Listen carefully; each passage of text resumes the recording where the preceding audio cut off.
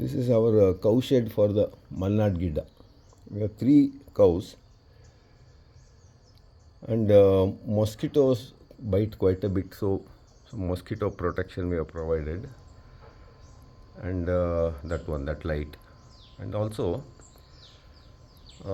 mesh can be given to the window so that mosquitoes are reduced. Otherwise, Malnad Gidda is the most docile and sadhu prani.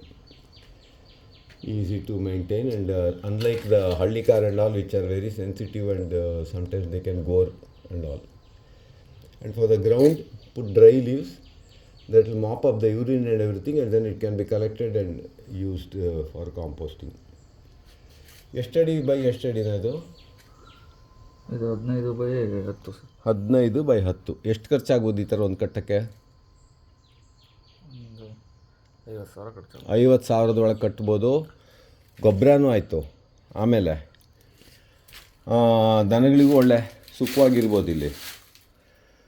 ಆಮೇಲೆ ಒಂದು ಈ ವಾಸನೆ ಇದೆಯಲ್ಲ, ದನದ ವಾಸನೆ, ಅದು ಒಂದು ಫ್ಯಾಂಟಾಸ್ಟಿಕ್ ಮೆಡಿಸಿನ್. ಅದನ್ನು ಉಸಿರಾಡಿದ್ರೆ ಸಾಕು, ಕೂತ್ಕೊಂಡು ಇಲ್ಲಿ ಇಂಥಲ್ಲಿ ಕುರ್ಚಿ ಹಾಕ್ಕೊಂಡು ಒಂದು 5 ನಿಮಿಷ ಡೀಪ್ ಬ್ರೀದಿಂಗ್ ಮಾಡಿದ್ರೆ ಅದ್ರದ್ದು ವಾಸನೆ ಅಂತ ಹೇಳೋಕ್ಕಾಗಲ್ಲ, ಪರಿಮಳ ಅದು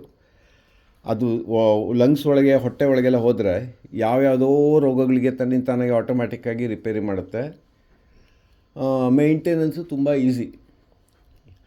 ಈಗಿನ ಕಾಲದಲ್ಲಿ ಫಾರ್ಮಿಂಗ್ ಮಾಡೋಕ್ಕೆ ಹೋಗ್ತಾರೆ ದನ ಇಲ್ಲದೆ, ಅದೆಲ್ಲ ವರ್ಕ್ ಆಗೋಲ್ಲ. ಆಮೇಲೆ ಸಗಣಿ ಕೂಡ ಫಸ್ಟ್ ಕ್ಲಾಸ್ ಸಗಣಿ, ಗಟ್ಟಿ ಸಗಣಿ, ಕ್ಲೀನ್ ಮಾಡೋಕ್ಕೆ ಇದಕ್ಕೆಲ್ಲ ಯಾವ ಪ್ರಾಬ್ಲಮು ಇರೋಲ್ಲ, ಹಾರ್ಡಾಗಿರುತ್ತೆ. ಈ ಜರ್ಸಿ ಗಿರ್ಸಿಯಲ್ಲಾದರೆ ಒಂಥರ ಬೇದಿ ಟೈಪು ಲಿಕ್ವಿಡ್ ಹಾಕ್ಬಿಡ್ತವೆ.